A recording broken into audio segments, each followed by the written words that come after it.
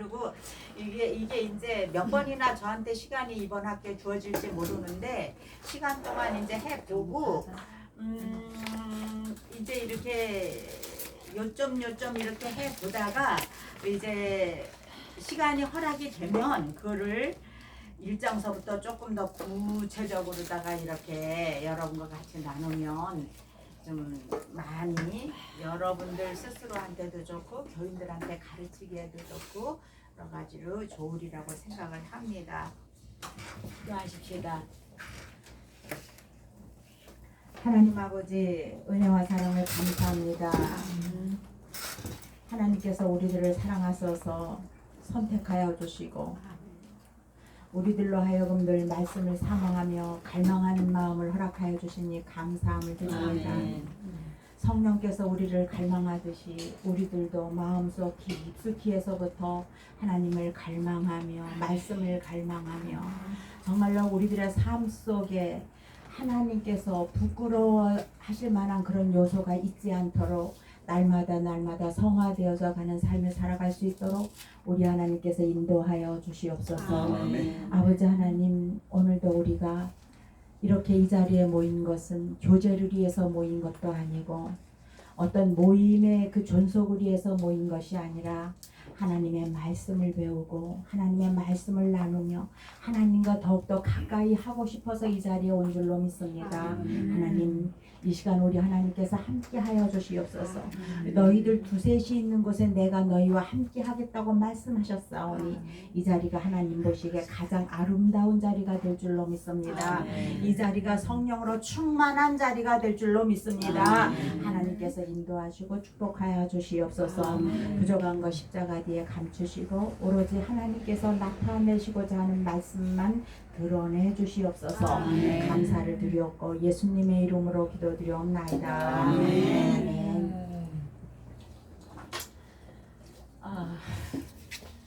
뭐 여름 방학 지나가고 또 추석이라서 또 지나가고 이렇게 해서 여러분들 몇 달 만에 뵙는 것 같습니다. 그래서 이번 학기에는 제가 시간이 되는 데까지 이제 출애굽기에 대해서 조금 생각을 해 보려고 합니다. 그래서 이 출애굽은 굉장히 중요해요. 사실 우리가 생각하기에 출애굽이 엄청나게 쉬운 것 같고 정말로 출애굽을 조금 등한히 하는 그런 경우가 있게 될지도 모르겠어요. 그렇지만 우리가 신앙생활하면서 가장 중요한 것이 이 출애굽기입니다. 그래서 목사님들이 그렇게 얘기를 해요. 교인들한테 성경 공부를 시킬 때에는 신약부터 하는 것이 아니라 구약부터 시작을 하는 것이 좋다. 왜? 구약을 알아야 신약을 이해를 하기가 더 쉽기 때문에. 그리고 구약 가운데서도 특별히 이 모세오경 가운데서 특별히 이 출애굽기를 먼저 공부하는 것이 좋다. 왜냐하면은 출애굽기는 1장서부터 40장까지가 모두 우리의 인생과 우리의 신앙생활과 연관이 되어 있기 때문에 그렇습니다. 그래서 우리가 출애굽기를 배우면서 다 같이 한번 따라 해보십시다. 출애굽기를 알면 인생이 보인다. 출애굽기를 알면 인생이 보인다. 어떻다고요? 출애굽기를 알면 무엇이 보인다고요? 인생이. 네, 출애굽기를 알면 저와 여러분의 인생이 보입니다. 출애굽기를 이렇게 공부해 나가면서 어쩌면 이 과정이 우리의 인생과 이렇게 똑같을까 이런 생각을 하게 될 것입니다. 자, 그래서 여러분들한테 출애굽기 이제 이 교재를 드렸는데 이것은 이제 본론서부터 여러분들한테 드렸어요. 본론서부터 여러분들한테 드렸고 이거를 잘 공부하면서 교인들한테 가서 또 가르치면 정말 좋은 많은 열매를 얻게 될 줄로 믿습니다. 오늘은 그러면 출애굽기를 우리가 배우기 전에 모두 다 잘 아시는 내용들이지만 출애굽기의 신학적인 이해에 대해서 조금 생각을 해 보려고 합니다. 여러분, 출애굽기는 누가 지었죠? 모세. 네. 출애굽기의 저자는 이스라엘의 지도자 모세입니다. 그거에 대한 가장 확실한 증거는 예수님께서 모세오경의 모든 말씀을 골고루 인용하셨다는 거에서 볼 수가 있어요. 그리고 오경이 모세의 글이라는 것을 증거하셨습니다. 이 신약 성경의 여러 부분에서 그런 것들이 나오고 있죠. 그리고 또한 예수 그리스도께서 친히 모세가 저자라고 말씀을 하고 계십니다.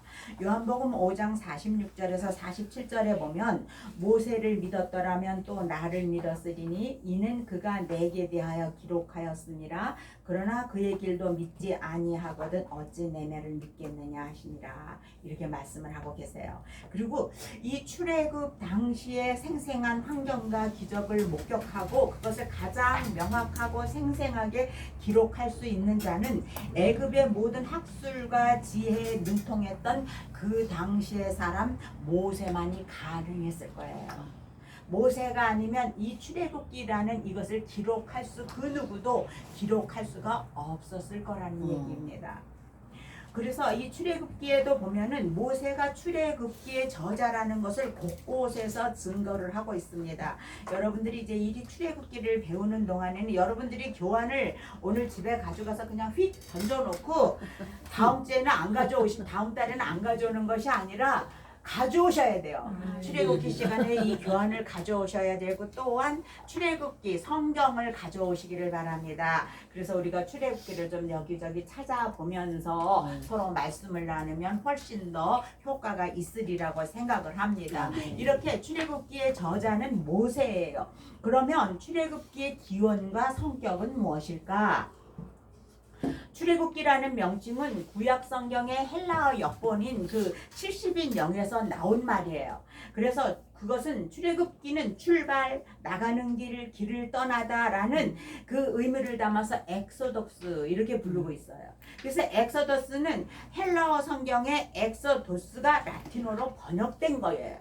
그리고 한글 개역은 뭐라 그래요? 출애굽기라고 보다 구체적으로 표현하고 있는 것을 우리가 볼 수가 있습니다. 이 출애굽기는 이스라엘의 구원에 관한 위대한 책이에요. 출애굽기는 모세의 이야기와 이스라엘 신앙의 기초인 그 유월절 신앙과 그 시내산에서의 전통 그리고 성막에 관한 전승을 이어주는 기록으로서 이스라엘의 구원 개념과 역사 이해를 살펴볼 수 있는 정경임에 틀림이 없습니다. 여러분들이 성막에 대해서 요즘 배우고 계시죠? 보니까 3번째 주엔가 성막이 들어있더라고요. 그래서 성막은 25장에서부터 40장까지가 다 성막의 내용이잖아요. 그래서 저는 출애굽기를 1장서부터 24장까지만 할 거예요. 1장서부터 24장까지만 하고 이제 25장서부터 성막 내용은 이제 연결해서 여러분들이 들으시면 돼요. 성막을. 그러면 이 출애굽기의 여정이 그대로 진주가 깨어지면은 목걸이가 되듯이 여러분들의 마음속에 그대로 끼어지게 되죠. 그래서 그 내가 인생을 살아가면서 역경에 부딪힐 때마다 고난에 부딪힐 때마다 어떤 기쁨의 순간을 맞이할 때에 이 출애굽기를 하던 그 광야 생활을 하던 이스라엘의 모습에서 해답을 찾을 수가 있다고 하는 것입니다. 그래서 이 출애굽기는 성경의 첫 장인 그 첫 책인 창세기를 이어서 기록이 되어지고 있어요. 출애굽기 1장 6절에서 7절에 보니까 요셉과 그의 모든 형제와 그 시대의 사람은 다 죽었고 이스라엘 자손은 생육하고 불어나 번성하고 매우 강하여 온 땅에 가득하게 되었더라. 이렇게 말씀을 하고 있어요. 이 짧은 두 구절은 요셉에서 모세에 이르기까지 400년 동안의 이스라엘 백성들의 전체 역사를 압축해서 담고 있는 것을 우리가 볼 수가 있습니다. 출애굽기는 창세기에 의해서 하나님의 위대한 그런 구속 역사를 보여주고 계시는 거예요. 자, 그렇다면 출애굽 사건이 진행된 역사적 정황이 어땠을까 하는 거예요.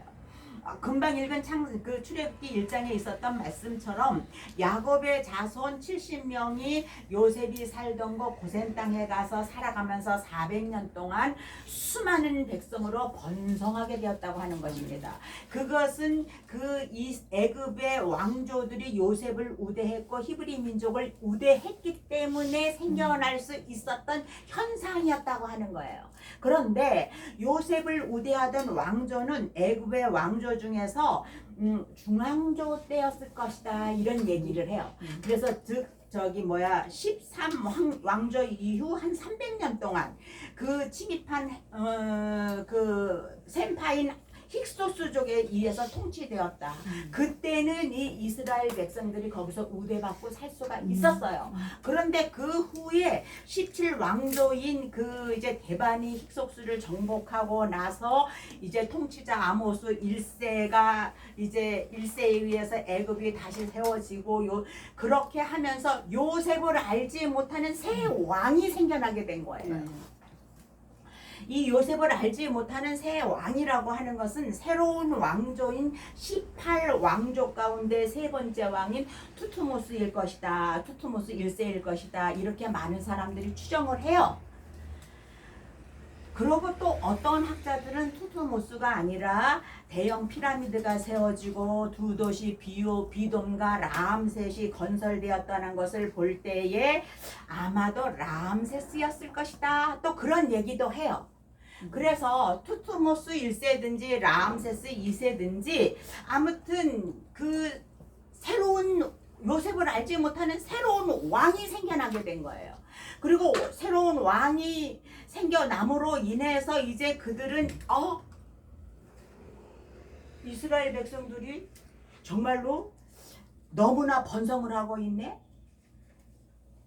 그리고 이 세력이 점점 더 커지면 우리를 위협하겠네? 이런 생각을 하게 된 거예요. 특별히 18왕조는 이스라엘 사람들을 힉소스족의 그 잔존 세력으로 보고 있었어요. 그래서 안 되겠다. 이 사람들 이대로 우대를 해서는 안 되겠구나라고 생각을 하게 된 거예요. 그래서 심한 차별 정책을 실시하게 되었다고 하는 것입니다. 그리고 옛날 요셉과 죽은 바로 사이에 있었던 그런 약속과 요셉의 업적이라든가 이런 거는 완전히 말살당하고 말았어요. 그리고 이제 그때서부터 이제 그 히브리 민족을 이제 종으로 삼기를 시작을 한 거예요. 왜냐면은 조상 대대로 유목민 생활을 했잖아요. 유목민 생활을 하던 그 이스라엘 백성들을 동원하여서 정말로 그들로 하여금 성을 건설하게 하고 나일강 운하를 건설하게 하고 피라미드를 짓게 하였다고 하는 것입니다. 그래서 그들은 채찍에 맞으면서 흙 이기기와 벽돌 굽기도 하고 돌을 끌어오고 수로를 파는 등 강제 노동에 시달려야지만 됐던 거예요. 이런 장면으로부터 이제 이 출애굽기가 시작이 되는 것입니다. 출애굽기가 시작이 돼요. 이스라엘 백성이 받은 그 탄압과 그 고역이 얼마나 크고 얼마나 견디기 힘든 고통이었는지 후에 그 후손들은 애굽을 기억할 때마다 세풀무라고 얘기를 하고 있어요. 세풀무 애굽 땅이라고 얘기를 하고 있어요. 그렇게 힘들고 그렇게 고통스러움을 당했던 애굽 땅, 그것을 그들은 세풀무라고 기억을 합니다. 이래서 그들은 그곳에서 심한 탄압과 심한 그 어떤 그 강제 노동에 시달려야만 됐었죠. 그래서 그들이 하나님 앞에 부르짖어서 기도를 하게 되잖아요. 그럴 때 하나님께서 그들의 상황을 이미 알고 계셨고 그들의 부르짖는 기도를 듣고 계셨고 내려오셨는데 하나님이 직접 내려오시는 것이 무슨 일을 할 때에 하나님께서 직접 하시나요?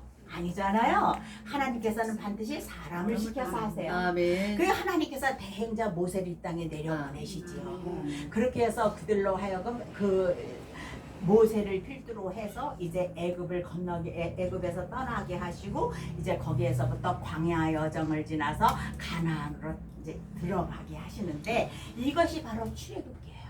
이것이 바로 출애굽기입니다. 그래서 우리는 이 출애굽기를 매우 중요하게 생각을 해야지만 됩니다.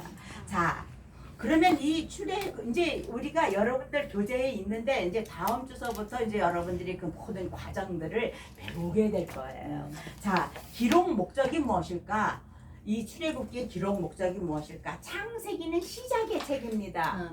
그렇죠? 창세기를 보면 창세기에서 가정이 시작되었고 구원이 시작되었고 죄가 시작되었고 정말로 이 창세기에는 모든 것이 시작되었어요. 시작의 책이에요. 하나님께서 어떻게 친히 세상을 조성하셨는가를 보여주고 아브라함의 자손인 야곱과 그 가족 70인이 애굽으로 이사하여서 거기서 생활한 것과 요셉이 죽는 사건으로 창세기는 맞춰지게 됩니다.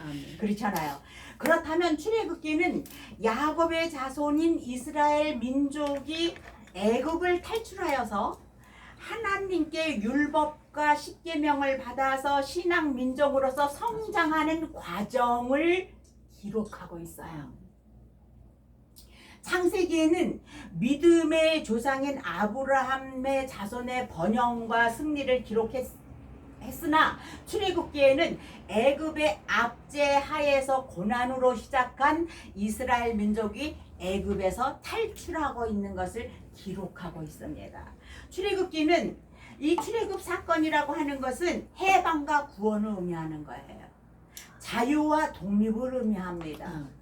그래서 출애굽기는 애굽으로부터의 이스라엘의 구원을 기록하고 있고 이스라엘의 민족의 기원과 그 종교 의식에 대한 역사적인 사실들을 제시를 하고 있습니다.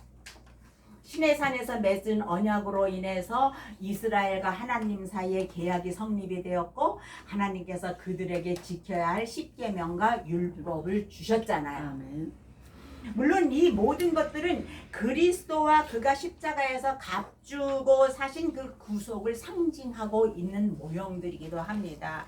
출애굽기에 특히 성막에 그리스도와 신자에 대한 모형과 상징이 많이 나와요. 여러분 요즘 성막을 배우는데 어떻든가요? 번제단을 들어가면서 또 그 물두멍을 들어가면서 번제단을 거치고 떡상에서 또 분향당에서 금촛대에서 우리가 그 순간순간의 모습을 발견할 수가 있잖아요. 그런 어떤 상징들을 발견할 수가 있잖아요. 이 성막에는 그리스도와 신자에 대한 모형과 상징이 많이 나와요. 그래서 우리가 성막을 배우면 교회론을 배우게 되고요. 기독론을 배우게 되고요. 아멘. 그 우리의 신학의 모든 것을 배울 수가 있는 거예요. 자, 그리고 거기에 보면 율법의 수여 과정도 기록이 되어 있습니다. 그래서 출애굽기에 나오는 사건들과 상징들을 모르고는 우리가 신약을 잘 이해할 수가 없어요. 그렇기 때문에 우리가 제일 먼저 배워야 될 것이 바로 출애굽기라고 하는 것입니다. 그래서 출애굽기를 우리가 잘 알면 신약에서 스데반이 설교한 내용이 또 신약에서 모든 우리의 신앙의 선배들이 그 설교하고 언급했던 내용들이 저절로 해석이 되어 있잖아요. 그래서 우리는 이 출애굽기가 매우 중요해요. 출애굽기의 핵심 단어는 구속이라고 하는 그런 단어입니다. 그 구속한다는 뜻은 뭐예요? 석방한다는 뜻이에요. 교도소에 갇혀 있는 사람들이 석방되어질 때 그 단어예요. 그래서 이 책 전체, 출애굽기 전체가 그리스도를 통한 우리의 구원을 상징하는 묘사들로 가득 차 있다고 하는 것입니다. 여러분, 우리나라를 가만히 보세요. 고려 시대에는 불교가 성행을 했습니다. 그러다가 이제 이성계가 조선을 세우면서 이씨 조선을 세우면서 이제 유고가 성행을 시작을 했죠. 그래서 여자는 사람으로 보이지도 않고 또 그리고 양반과 상놈이라는 그런 계급이 생겨나고 막 이런 정책들이 생겨나기를 시작을 했습니다. 그런데 그런 우리나라의 구한말 시대에 기독교가 들어오게 됐어요. 그죠? 선교사들을 통해서 기독교가 들어오게 되면서 기독교가 들어오면서 우리는 모두 형제 자매라는 얘기를 들으니까 그 정말 상놈 계급에서 백정과 뭐 여러 가지 종살이 하던 사람들이 얘기를 들으니까 그래? 우리도 똑같은 사람이야? 이런 생각이 드는 거예요. 그러니까 기독교로 몰려오기를 시작을 합니다. 그래서 기독교가 성행을 하기를 시작을 하죠. 그래서 정말 기독교가 많이 이제 이렇게 성장을 해 나가기를 시작을 합니다. 그래서 보면은 일본에는 기독교가 들어가서요, 그 있는 자들, 권세 있는 자들에게 먼저 복음이 증거됐어요. 그렇기 때문에 그들은 있는 자들은 뭐 좋은 걸 가지면 나만 가지려고 해. 누구한테 전하려고 하지를 않아. 그러다 보니까 일본에는 기독교가 성장하지를 못했어요. 근데 우리나라에는 이 복음이 어떤 사람한테 들어갔나? 가장 낮은 계급에 있는 사람들, 백정들, 뭐 이런 사람들한테 들어간 거예요. 그러니까 이 사람들은 그래 우리도 하나님 앞에서 저 양반들과 나를 개취급하던 저 양반들과 똑같은 사람이구나. 나도 그리스도께서 나를 위해서 십자가에 피 흘리셨구나. 이거를 생생하게 느끼게 된 거예요. 그러다 보니까 이 복음이 낮은 자들로부터 시작해서 점차 퍼져나가게 된 거예요. 그래서 우리나라에는 이 기독교가 이제 정말로 성행을 하게 된 것입니다. 그렇게 했는데 일제 강점기 때 보면은 그때 그래서 많은 사람들이 복음이 이제 들어와서 많은 사람들이 예수를 믿기 시작을 했는데 일제 이제 강점기가 됐죠. 한일 합방이 되었어요. 그때에는 이 일본 사람들이 출애굽기를 배우지 못하게 했습니다. 왜요? 그 일본 사람들이 이 기독교에 주일날 예배 드리는 것은 허락을 했대. 허락을 하되 모세 오경과 요한계시록은 삭제를 하라 이런 얘기를 했었어요. 그런데 그 중에서도 특별히 교회에서 출애굽기를 가르치지 못하게 했어요. 왠지 아세요? 그 당시에 그 압박 속에 있으면서 한국 사람들이 가장 많이 읽었던 성경책이 출애굽기예요. 출애굽기에 대한 설교를 너무나 많이 했어요. 출애굽기에는 그러니까는 이 사람들이 그 설교를 들으면서 우리는 출애굽기가 아니라 출일본기를 써야지 된다라는 마음이 생기기를 시작한 거예요. 그러니까 출애굽기를 배우지 못하겠어요. 또한 요한계시록을 배우지 못하겠어요. 왜냐하면 요한계시록은 우리가 알지 못하는 정말로 저 영원한 나라. 정말로 내가 너희를 향한 나의 생각은 내가 안다. 그것은 재앙이 아니고 평안이고 미래를 향한 희망이다. 그 희망이 요한계시록에 나타나 있는 거야. 그러니까 그 희망을 한국 사람들이 품기를 원하지 않았던 거예요. 그렇기 때문에 그거를 일본 사람들이 교묘하죠. 그래서 가르치지를 못하게 했던 거예요. 그래서 그 시대에는 정말로 그리스도인들이 사회에 영향력을 끼치던 시대였습니다. 우리들이 3.1 독립운동이라든가 만세사건 같은 거를 보세요. 기독교인들이 3분의 2를 차지를 하고 있잖아요. 그들이 하나님의 말씀을 읽으면서 그 어떤 알지 못하는 세계에 대한 희망과 용서심과 우리도 이 일본으로부터 우리가 해방돼야 되겠다는 그 이스라엘 민족의 애굽의 그 400년의 그 혹독한 그 종살이에서 해방되듯이 우리도 해방돼야 되겠다는 그 인간으로서의 정체성 그런 것 때문에 막 속에서 꿈틀거리지 않았겠어요? 그러니까 그들이 주가 되어서 정말로 이 나라를 어떻게 하든지 살려야겠다라는 생각이 불붙었던 거죠. 그래서 그때 당시에 기독교인들은 대접을 받았어요. 사실은. 그러면서 그들이 사회에 영향을 끼쳤습니다. 학교를 짓고 병원을 짓고 많은 문맹자들에게 글을 가르치고 이렇게 하면서 이 나라가 이렇게 번영하게 되었다는 거예요. 사실은 우리나라가 이렇게 잘 살게 된 데에는 우리 기독교의 영향을 절대로 무시할 수가 없는 것입니다. 그랬는데 아까 목사님도 말씀하셨는데 지금 이 시대의 교회가 문제예요. 우리가 이제 영향을 끼치지를 못하는 시대가 됐어요. 우리가 너무나 움츠러들었어요. 너무나 움츠러들어서 우리가 그냥 그전에는 막 사회에 나가서 막 이렇게 일하던 사람들이 이제는 픽 소리도 못하고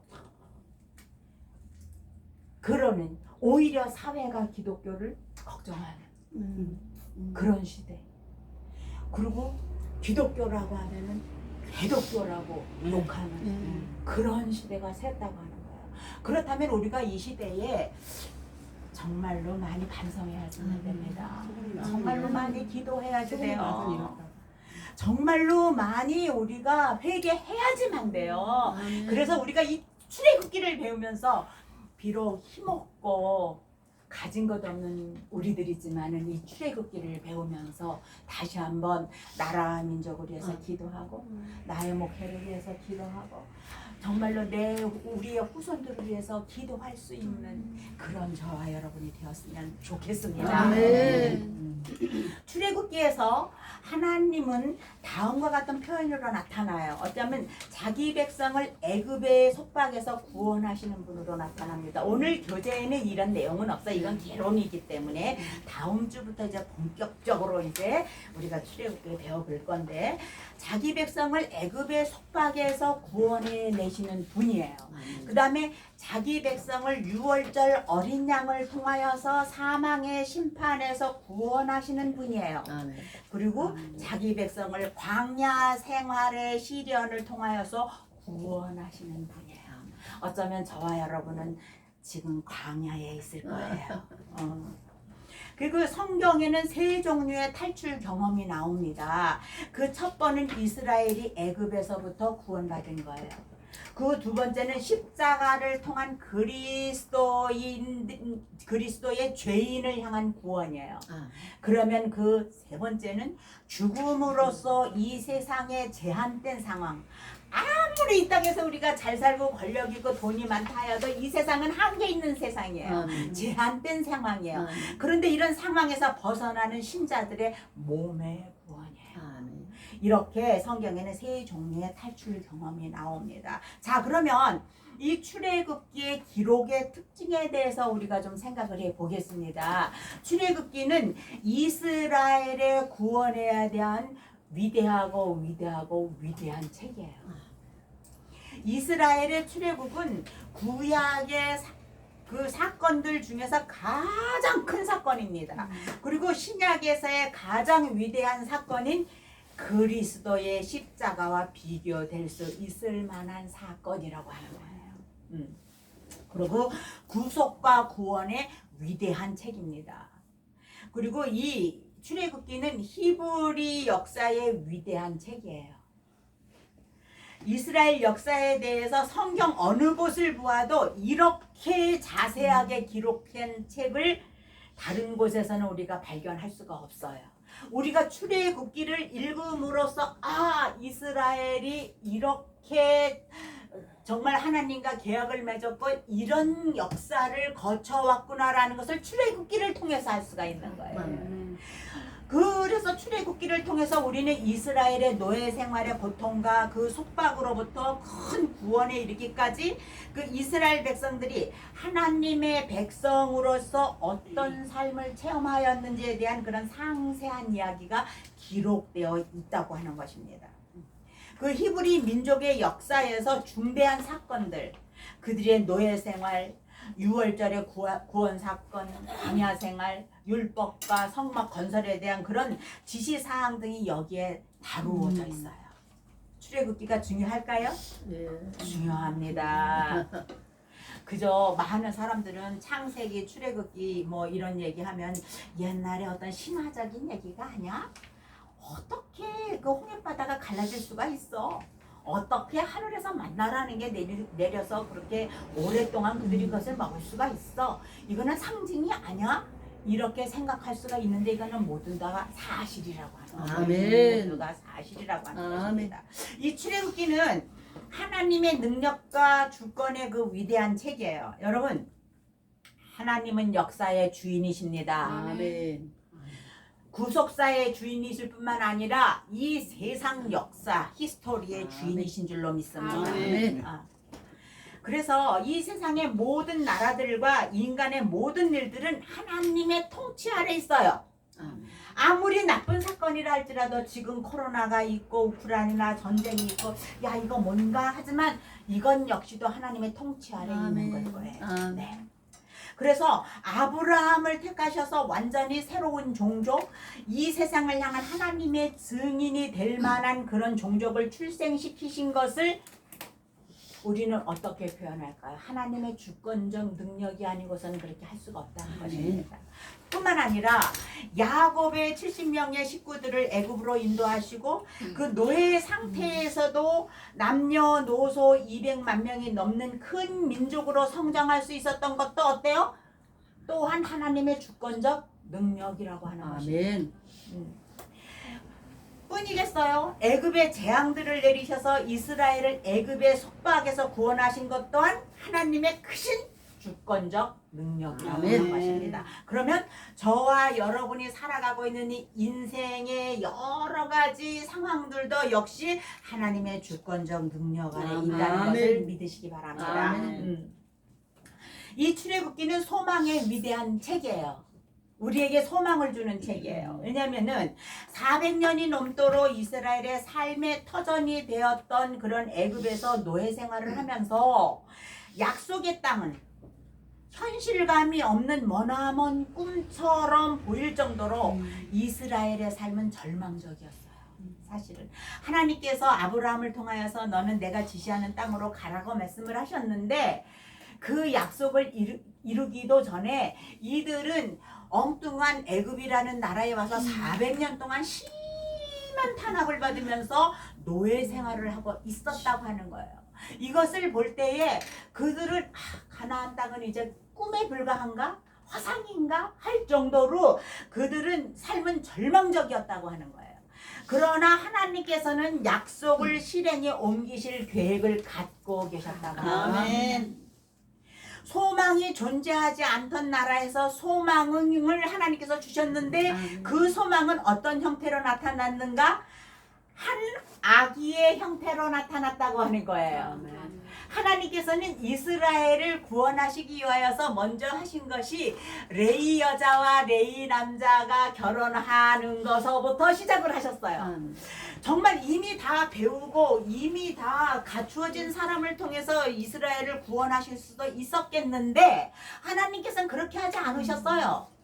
한 레위 여자와 한 레위 남자가 결혼하여서 한 아기를 출생하였는데 그 아기로부터 이스라엘의 소망이 생겨나기 시작을 했다고 하는 것입니다. 저는 가끔 이런 생각을 해요. 저는 정치를 몰라요. 정치를 모르는데 요즘 정치하는 사람, 그래서 뉴스를 제가 안 보니까 좀 세상에 조금 답답한 사람이에요. 그런데 이 정치하는 사람들 얘기를 보면 머리가 아플라 그래. 막 골이 아파. 막 너무 머리가 아프고 이거 뭔지 모르겠어. 그런데 야당도 그렇고 여당도 그렇고 뭐지? 막 이런데 그런 상태에서도 제가 갖는 희망 중에 하나는 하나님께서는 난세의 인물을 나게 하신다고 어떤 사람이 갑자기 나와서 이 나라를 확 이끌어갈지 그거는 아무도 모르는 일이라는 거예요. 거기에 저는 소망을 걸어요. 그런데 이스라엘이 이렇게 절망적인 상황에 있을 때 하나님께서는 한 아기를 주셨고 마치 이 깜깜한 세상에 아기 예수가 이 땅에 오셨던 것처럼 그죠? 한 아기를 주셨고 그 아기로부터 소망이 시작되었다고 하는 것입니다. 그래서 그 아기가 자라서 소망의 전달자가 되었고 소망의 구현자가 되었다고 하는 사실이에요. 기다려야죠. 네. 이 출애굽기는 자유와 해방의 위대한 책입니다. 그래서 이 책에서 우리는 하나님께서 어떻게 자신의 백성을 해방시키시고 그들을 한 나라로 형성하셨는지를 우리가 볼 수가 있어요. 볼 수가 있습니다. 그것을 보면서 하나님께서 나를 이 땅에 내셔서 나의 삶을 이렇게 굴곡진 삶으로 인도를 하시는데 여기에 하나님의 섭리가 무엇일까라는 것을 우리가 깨달을 수가 있게 되는 거예요. 그래서 정말로 내가 하나님 앞에 늘 감사한 마음을 가지고 늘 믿는 마음을 가지고 정말로 기대에 찬 마음을 가지고 두 손을 높이 들어서 기도하는 거라는 거지. 아멘. 자, 이 출애굽기는 한 민족의 출생에 관한 위대한 책입니다. 종살이에 찌든 무리들을 한 민족으로 형성하게 할 율법이 출애굽기에서 주어져요. 그것이 뭐예요? 십계명과 다른 도덕법들이지요. 네. 율법들이에요. 그리고 이 출애굽기는 모세 언약의 위대한 책입니다. 그래서 이스라엘이 따라야 할 율법과 그 모든 인간을 다스리게 될 그 어떤 십계명을 주심으로써 우리 인간의 마음속에 새겨질 언약을 공식화해 주신다는 거예요.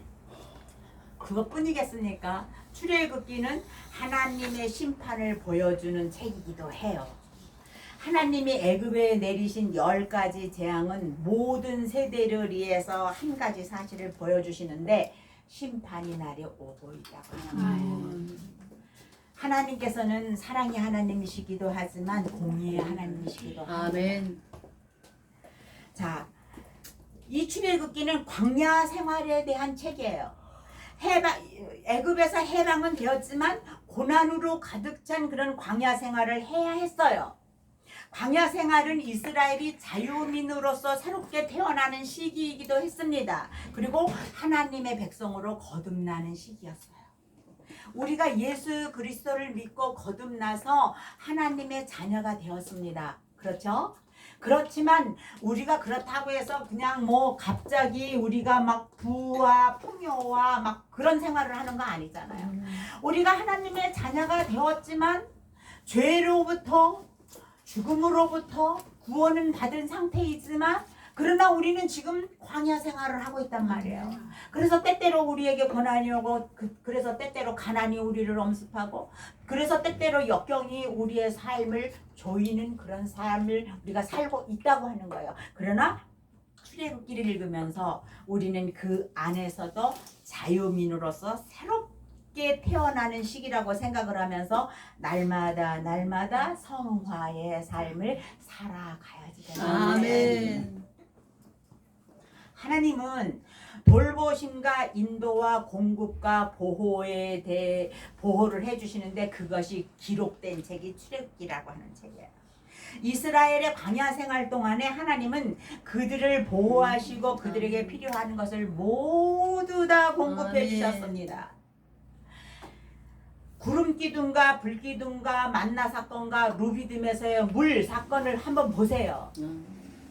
그들이 더울 때는 구름 기둥을 주시고 그들이 추울 때는 불 기둥을 주시고 그들이 배고플 때 만나를 주시고 그것도 부족해서 고기 달라 하니까 또 고기 주시고 그죠? 그들이 목말라 할 때 물 주시고 이렇게 우리들을 늘 공급해 주시고 우리들을 인도해 주시고 아멘. 우리들을 보호해 주신다고 하는 거예요. 아멘. 여러분 한번 가만히 생각을 해보세요. 우리의 지나온 삶들을 가만히 생각을 해보면 그때 내가 정말 죽을 수밖에 없는 그런 사건이었는데 하나님께서 그때도 보호해 주셨구나 라는 걸 여러분들이 느끼는 순간들이 있잖아요. 그때 정말로 내가 너무나도 배고팠던 그런 시절이었는데 하나님께서 정말 어떤 까마귀를 통해서 나에게 만나를 주셨구나 그런 날들이 있었잖아요. 그런 모든 하나님의 인도와 보호가 적혀 있는 책이 바로 이 출애굽기라고 하는 책입니다. 뿐만 아니라 이 출애굽기는 정복과 승리에 관한 책이에요. 그래서 홍해 사건 보세요. 누가 그 넘실대는 홍해바다가 갈라질 거라고 생각을 했겠습니까? 아무도 그 홍해바다를 갈라질 거라고 생각한 사람이 없었을 거예요. 근데 하나님께서는 능히 넘실거리는 파도가 넘실거리는 홍해 사건, 홍해바다를 가르셨습니다. 아멘. 뿐만 아니라 아말렉과의 전장에서 승리를 하게 하셨어요. 아멘. 출애굽기는 예배에 관한 책입니다.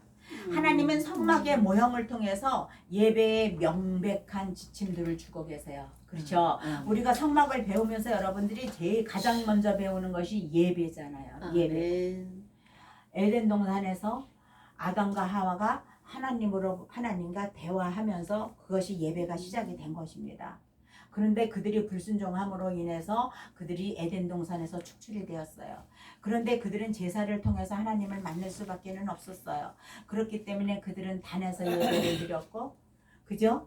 그리고 그들은 이제 어디에 가든지 예배를 드리는 삶을 살았어요. 제사 드리는 삶을 살았다고 하는 거예요.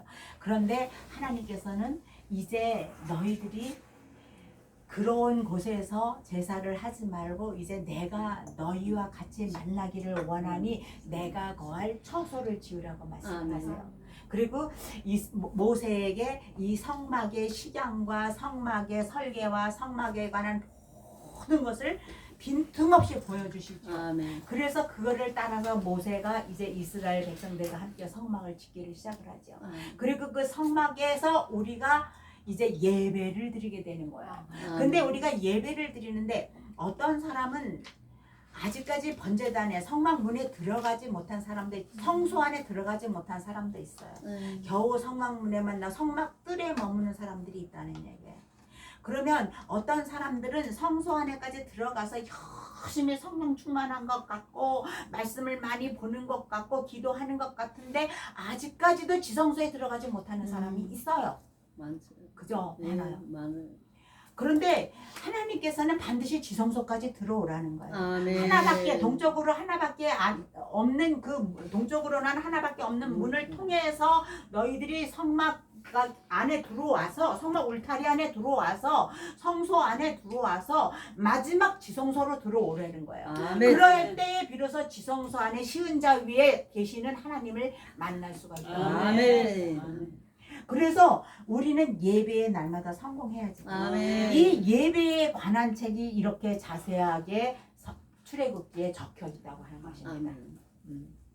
그래서 우리는 출애굽기를 배워야 돼요. 자, 가정 생활에 대한 위대한 책입니다. 자, 야곱의 가족부터 시작을 해서 요셉의 그 세대를 거쳐 애굽으로 이주한 그 야곱의 모든 가족들이 다 죽었어요. 그죠? 그러나 이스라엘의 자손의 수는 크게 성장을 하였습니다.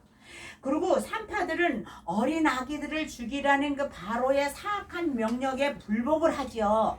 그리고 모세의 어머니는 아들을 보호하기 위해서 어때요? 죽음을 무릅쓰고 자기 아들을 나일강에 띄워 보내잖아요. 그죠?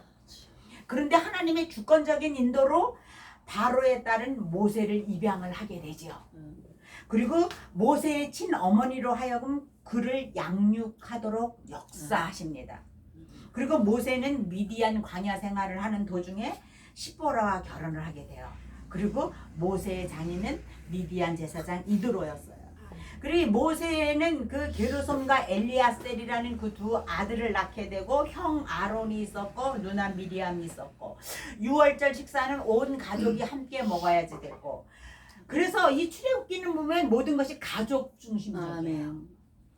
나라, 국가 중심적이기도 하지만 또한 가족 중심적이라는 걸 알고 아멘. 있어요. 그래서 우리가 주의 일을 하는 데 있어서 가족을 등한히하면 안 돼요. 아멘. 반드시 가정을 먼저 우리가 구원해야 되고 아멘. 가정을 먼저 생각해야지 된다고 아멘. 집안의 살림은 그냥 개판으로 해놓고 그냥 나가서 맨날 신방만 다닌다고 하나님께서 그거 잘한다고 하지 않으신다는 얘기예요. 아멘. 내 남편 잘 거느리고 내 아내 잘 보살피고 내 자식들 잘 키우면서 이러면서 주의를 해야 되는 거예요. 아멘. 우리에게 가장 큰 주일이라는 것은 가정을 잘 세우는 거예요. 아멘. 내 자식들을 잘 기르는 거예요. 아멘. 내 남편과 내 아내가 정말로 성숙한 그리스도인으로서 자라가는 거예요. 아멘. 이 출애굽기는 있는 그대로를 기록한 책입니다. 미사여구를 쓰지 않아요. 네. 그래서 출애굽기에는 그 주요 인물들의 실패나 잘못을 숨기지 않고 기록을 하고 있습니다. 모세가 하나님 앞에 변명했던 거, 네. 또 모세가 그 의분에 차서 사람을 쳐 죽였던 거, 뭐 이런 것들, 이스라엘의 불신앙, 그들이 그냥 그 하나님을 배반하고 금송아지를 만들었던 그런 사건들, 막 그들의 제약들, 막 지도자를 향하여서 막 비난했던 이런 사건들, 이런 것들을 가감없이 기록을 하고 있어요. 그거를 절대로 숨기지를 않고 가감없이 기록하고 있는 것을 보게 됩니다. 그리고 이 출애굽기는 신학적인 주제들을 다룬 책이에요. 뿐만 아니라 이 출애굽기는 예표와 상징에 대한 위대한 책입니다. 출애굽기에 등장하는 많은 사건들을 보면 거의 다 상징적인 의미를 지니고 있어요. 그래서 이러한 모형에 대한 연구는 출애굽기 연구의 그 핵을 이루어서 성경 해석을 하는 데 있어서 중요한 축을 이루는 구속사적 해석을 돕고 있다는 거예요. 우리가 매일같이 뭐 목사님들이 보면 구속사인데 뭐 아까 말씀하셨듯이 하나님을 알지 못하는 목사들이 있다? 충격적인 얘기죠. 그런데 구속사 맨날 말하면서 구속사가 뭔지도 몰라. 그런데 우리가 출애굽기를 배우면 그것을 확실하게 알 수 있게 될 거예요. 확실히. 자, 애굽은 그래서 이 출애굽기에 나오는 상징적인 것들을 잠깐 살펴보면 애굽이라고 하는 것은 하나님의 백성을 대적하면서 그들을 속박 아래 두려고 하는 하는 세상 제도에 대한 모형이라고 할 수가 있어요. 그래서 애굽이라 하면 아직 믿지 않는 사람들의 세상, 그것을 우리가 애굽이라고 볼 수가 있습니다. 그러면 바로는 뭐예요? 바로는 사탄의 모형이에요. 그래서 이 세상의 신으로 자기를 예배하고 하나님을 거부할 것을 요구하고 하나님의 백성을 노예하려고 생각을 해요. 세상의 많은 제도들이, 세상의 많은 권력자들이, 세상의 많은 어떤 잘못된 그런 인식들이 우리로 하여금 그렇게 만들고 있어요. 왜 기독교는 너무나 편파적이다, 너무 독선적이다, 왜 예수를 믿어야만 구원에 이르느냐고 하느냐. 누구든지 불교를 믿든 마음의 뜻을 믿든 유교를 믿든 무엇이든지 우리가 신앙을 잘 가지고 착하게 살면 다 구원받는 거 아닌가, 뭐 이런 얘기들을 해요. 그래서 종교다원주의가 성행을 하게 됐지요. 자, 바로는 바로 그런 사탄의 모형이라고 볼 수가 있습니다. 자, 이스라엘은 세상의 속박에서 구원받아서 순례의 여행길에 오른 교회를 상징을 해요. 그래서 늘 하나님의 보호를 받게 됩니다. 곧 쓰러질 것 같은데 쓰러지지 않아. 곧 넘어질 것 같은데 오뚜기처럼 또 어느 날 반짝 일어나네. 바로 그런 교회의 모습이라고 볼 수가 있는데, 우리가 오늘날 굉장히 정말 가슴 아파하는 것은 코로나가 있고서부터 작은 교회, 문 닫은 교회들이 엄청나게 많다고 그래요. 문 닫은 교회들이 엄청나게 많다고 하는데 정말로 우리들이 그 교회들을 위해서 기도해야지 되리라고 믿습니다. 기도해야 되리라고 믿어요. 그리고 그 교회를 문 닫고 그냥 그 좌절의 그 자리에 앉아 있는 것이 아니라 그런 사람들끼리 또 모여서 서로 힘을 나누면서 서로를 위해서 기도해 주면서 힘을 얻고 또 같이 공동체를 이루게 된다면 그것이 또 교회라고 볼 수가 있는 거예요. 자, 그래서 교회를 상징을 합니다. 그러면은 모세는 구속자이신 그리스도의 모형이에요. 그래서 성격상으로 보아서 그는 온순하고 충성되고 순정적이고 말과 행위에 능력이 있었다고 하는데, 모세가 처음부터 온순한 사람은 아니었어요. 자기 히브리 민족을 그냥 그 학대하는 사람들 보고 얼마나 성질이 나니까 그냥 단번에 그냥 쳐서 죽여버렸잖아요. 근데 이 장면에서 한번 보세요. 여러분, 아무 힘없는 백성이 사람 하나를 단번에 탁 쳐서 죽여버릴 수 있겠어요? 그거 안 돼요. 근데 모세는 애굽 왕실에서 40년 동안 뭘 배웠습니까? 애굽의 학문을 배웠잖아요. 무술도 배웠을 거 아니에요. 그 당시에 왕들은 전쟁에 나가야 되니까 전쟁하는 법을 배워야 됐을 거 아니에요. 그러니까 사람의 그 급소가 어딘지를 아는 거야. 그죠? 탁 치니까 그냥 죽어버린 거지. 그런 성격 급한 사람이었어요. 그런데 그 모세가 변하여서 세상에 모세같이 온순한 사람이 없다고 그랬으니까 정말 그런 사람이었어요. 자, 그러면 6월절은 십자가의 모형입니다. 여러분, 우리의 구원을 위해서 그리스도의 피가 흘려졌고 우리가 매일 강건하도록 어린 양을 먹음으로써 그의 생명을 소유하게 되는 거예요. 우리가 그 어린 양의 피를 문설주에 발랐기 때문에 우리는 생명을 유지할 그 이스라엘 백성들의 생명을 유지할 수가 있었고 그 6월절을 지날 수가 있었던 거잖아요. 그리고 홍해를 건넌 일은 뭐예요? 홍해를 건넌 일은 이 현실의 악한 세상 속에서 신자가 구별되는 세례의 상징이라고 볼 수가 있어요. 그래서 고린도 전서에 보면 바울은 홍해 사건을 세례 사건으로 말하고 있습니다. 그래서 우리가 물에 잠기게 되면서 그것을 세례 사건이라고 볼 수가 있어요. 자, 생명의 떡을 상징하는 만나의 사건, 그죠? 그 다음에 바위를 친 것은 뭐예요? 모세가 바위를 2번이나 그냥 그래 니들 봐, 니들 정말 그렇게 계속 불평해? 내가 물을 내나 안 내나 볼래? 탕탕 2번을 쳤단 말이에요. 그것 때문에 모세는 꿈에 그리던 가나안에 들어가지 못하고 말았어요. 그잖아요. 그거는 뭐예요? 바위를 2번 친 것이 무슨 의미가 있길래? 그거는 바로 그리스도를 친 거예요. 예수 그리스도를 쳤다는 거예요. 그래서 그 그리스도를 친 것으로 그의 죽으심을 통해서 성령을 받게 된다고 하는 거예요. 바위를 침으로써 물이 나올 수가 있었다고 하는 거지요. 자, 아말렉을 만나서 전쟁을 하게 됐는데 아말렉은 뭡니까? 순례의 여행에서 신자를 공격하는 육신의 상징이에요. 그래서 날마다 우리는 육과 싸워야 되지요. 바울이 얼마나 고민했습니까? 바울 같은 사람도 날마다 고민했어요. 내가 육을 따를 것인가? 내가 영을 따라야 될 것인가? 날마다 고민했는데 뭐 우리야 말할 것도 없지 뭐 우리야 말할 것도 없지. 그래서 우리는 날마다 이 아말렉과 싸우는 거예요. 아멘. 육신과 싸워야 되는 거예요. 아멘. 내가 이 맑은 물교회 토요일 날 가야 될까 말아야 될까 너무 피곤하고 멀고 이거 힘도 없는데 가야 될까 말아야 될까 에라 가자 그러면 승리가 된 거고 아멘. 관두자 그럼 그냥 집에 퍼져 있었다면 에이 그건 또 아니지 그죠? 네. 그래서 우리는 날마다 이 육신에 그 싸워야 돼요. 영적 전쟁을 해야지 된다고 하는 아멘. 것입니다. 아멘. 자, 인류의 대제사장이신 그리스도를 상징하는 제사장 제도가 출애굽기에서 생겨났어요. 그렇죠? 자, 그리고 직분상으로 그리스도와 비교해 볼 때 모세는 선지자와 제사자와 뭐 종가 구원자 그 역할들을 할 수가 있었어요. 예수 그리스도께서 이 땅에 계시면서 왕이고 선지자고 제사장이었잖아요.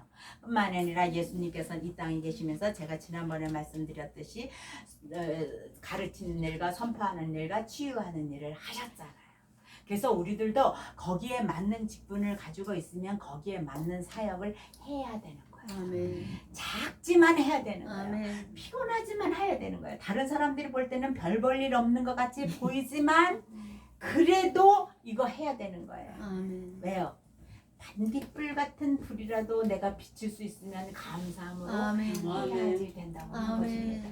아멘. 생애에 있어서 그는 아들로 태어나서 죽을 위기에 처해 있었습니다. 하나님께서 섭리로 그를 보호하셨고 애굽에서 통치하는 것보다 유대인들과 고난당하는 것을 택했어요. 그는 동족을 사랑하는 마음으로 살인을 저질렀던 처음에는 형제들에게 거절을 당했습니다. 그 누구도 모세를 살펴주려고 하지 않았어요. 숨겨주려고 하지 않았어요. 그렇기 때문에 모세는 도망자 신세가 될 수밖에 없었던 거예요. 그래서 정말로 미디안으로 갔습니다. 그리고 그가 거절당했을 때에 이방인 신부를 얻을 수밖에 없었죠. 십계라는 영화를 우리가 봤잖아요. 저도 여러 번 봤어요. 그러면 그 도망자 신세가 되어서 그 미디안을 향하는 그 사막길에서의 그 모세. 그 모습을 보면 입술이 다 부르떠서 물을 못 먹어서 그런 모습을 보면 와, 저것이 바로 우리 인생이 가는 길이다. 이런 생각을 하게 되죠. 그러나 두 번째는 자신들을 해방시켜줄 지도자로 영접을 받았다고 하는 것입니다. 그가 하나님과 호렙산에서 하나님으로부터 사명을 받고 이제 그 이스라엘을 출애굽시키기 위해서 땅에 내려왔을 때 그는 지도자로 영접을 받을 수 있었다고 하는 거예요. 아멘. 모세는 애굽을 책망하였습니다. 그리스도는 세상을 책망하셨어요. 그리고 모세는 피로써 하나님의 백성을 구원했고 예수 그리스도께서는 십자가에서 피 흘리실 것을 기록하셨습니다. 그렇죠? 그래서 그 모세는 백성을 인도했고 먹였으며 그들의 짐을 질 수 있었다고 하는 것입니다. 자, 우리가 성막을 지으면서 성막 기구를 다 지은 다음에는 어때요? 여러분들 아직까지 성막 기구 다 짓지 않으셨죠? 성막 배우면서 그 다 기구들을 지었을 때 거기에다가 거룩한 기름과 관유를 발랐어요. 자, 그렇다면 그것은 바로 성령을 예표하는 거예요. 그래서 내가 하나님 앞에 그런 어떤 하나하나의 기구로 이렇게 지어져 갈 때에 우리는 성령의 충만함을 받고 성령의 기름 부으심을 받아야지 된다고 하는 것입니다. 아멘. 자, 그리스도인들의 삶의 모형들을 한번 보세요.